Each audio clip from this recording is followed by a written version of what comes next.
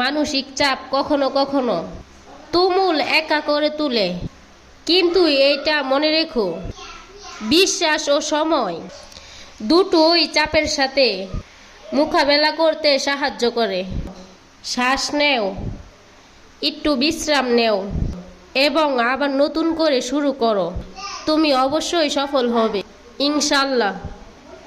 মানসিক চাপ শুধু শরীরের নয়, মনেরও একটা বোঝা।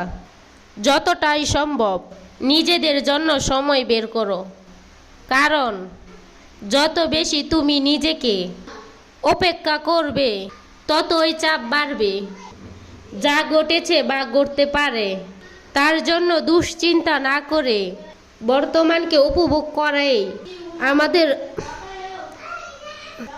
আমাদের কর্তব্য, কারণ অতীত পরিবর্তন করতে সম্ভব নয়, আর ভবিষ্যতের চিন্তা করে বর্তমান নষ্ট করা বুদ্ধিমানের কাজ নয়।